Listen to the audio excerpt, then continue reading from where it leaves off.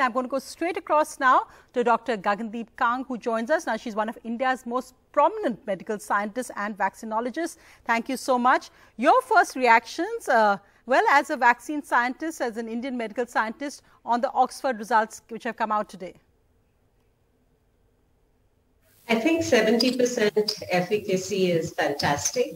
I think we have to go back 2 weeks ago to remember that we thought anything above 50% was going to be fabulous. And now we have two vaccines that are over 90%. This vaccine showing 90% in one dosing regimen and 70% overall. So essentially what it's telling us is that vaccines work. They are preventing disease. The question really for us now is, are all the vaccines equally effective in preventing severe disease, and are they effective in preventing infection and transmission? We don't have answers to that yet, but those answers will come once the data are available in more detail in the public domain. But overall, very good news. Very good news, Dr. Kang, as you said. So interestingly, the half dose having the 90% efficacy, that is the result that has struck you the most. I think one of the things that's important to remember is that with the mRNA vaccines, we were actually dealing with chemical compounds that are easy to synthesize.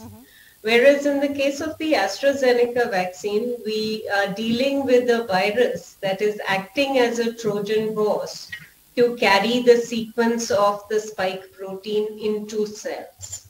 Whenever you deal with biological phenomena like this, finding the right dose can be quite complicated. And ordinarily, if we were developing vaccines like this, we would spend a lot of time in refining the kind of dose, the dosing schedule. But here we've been trying to get results as quickly as possible. So there is a lot of experimenting on the fly. The good thing is that experimenting has worked, and it's showing us that one regimen with the lower dose is giving us better results. And that's good news, because it means that for the same amount of virus, we can make more doses of vaccine. So to me, the next question is, did the second dose need to be a full dose? Could we have gotten away with half dose for the second dose as well? That we will know only when we try the vaccines out. In fact, so interestingly, because you said mRNA, now that of course, both the Pfizer and the Moderna vaccines of the US are mRNA vaccines, whereas this is actually an injectable virus of chemical compounds. So for the layperson, for the viewer, does that mean that they're actually injecting the coronavirus into you in the Oxford vaccine? If you could explain that. No, we are injecting the chimp adenovirus into you, carrying the sequence of the coronavirus spike protein. So the virus is like the Trojan horse, right? The adenovirus is the Trojan horse. The gift that it carries inside is the sequence of the spike protein. It then makes cells make the spike protein, converts your host cells into factories making the spike protein. The immune system recognizes this protein as being foreign and makes antibodies to it. That's how the vaccine works. So the two different types of vaccines, the mRNA vaccines, Pfizer and Moderna, and the Oxford vaccine, is there a safety impact on the two different types of vaccine? Are they either of them safer? How do you see it? So far the signals that we've seen is that both vaccines are pretty safe. In fact, usually for RNA vaccines, one of the concerns is that RNA itself can cause inflammation. So you need to make sure that you have the right kind of dose of mRNA so that there isn't too much of an inflammatory response. And in the case of all these three vaccines, the compositions have been tailored to reduce side effects as much as possible. It doesn't rule out rare side effects, but so far we haven't seen any worrying signals.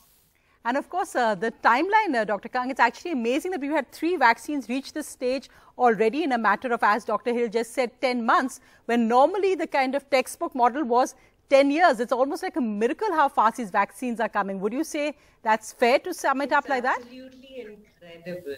It's like we've taken 10 years of vaccinology and squashed it into 10 months. So I think this is hugely promising, not just for SARS coronavirus 2, but for the field of vaccinology in general. We have so much more understanding of what we can do with vaccines and with vaccination than we had at the beginning of the year. So this is great, not just for this, but also for future outbreaks, epidemics and pandemics. We know how quickly we can respond and do it well. Right. And what do you feel of the progress of the Made in India vaccine, Bharat Biotech? They declared a 60% result. Of course, they haven't got to this stage of phase 3 of clinical trials, but they declared 60% results so far in producing immunity. What's your take on the Bharat Biotech results out last week? So I think with the Bharat Biotech, we actually do not have clinical efficacy data yet. What we have is the ability to induce an immune response. And when you induce an immune response, you expect it to be correlated with, but not perfectly correlated with clinical efficacy. So this is valuable information in vaccine development, but it does not mean, as it does for the Moderna, Pfizer and AstraZeneca vaccines, that 60% is the amount of disease that will be prevented by the Bharat Biotech vaccine. It could be higher, it could be lower, it would be somewhere in a range that I would expect similar to the other vaccines.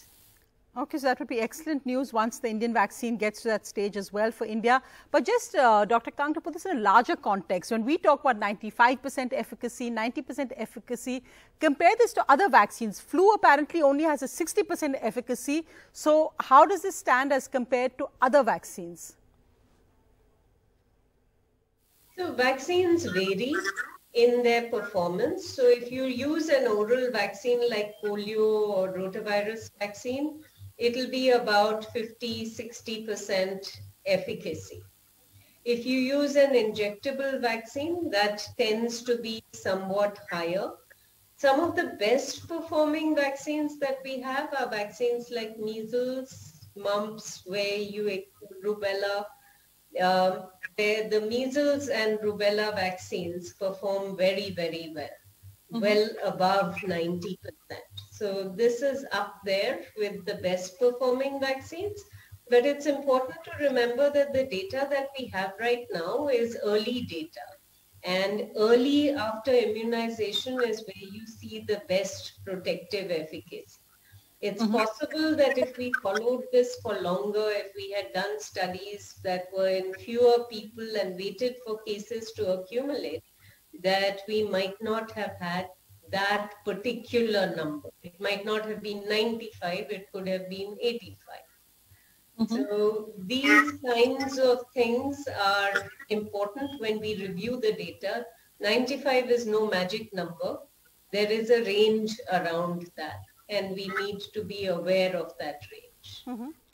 So Dr. Kang, finally, which of the vaccines are you most optimistic about? Do you see it as one vaccine for India, with the Oxford vaccine being the front runner, or do you think we'll need multiple vaccines?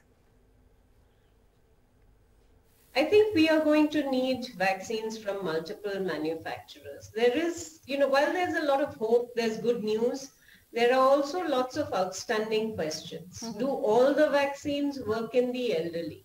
Do all the vaccines prevent severe disease? How long does the protective efficacy last?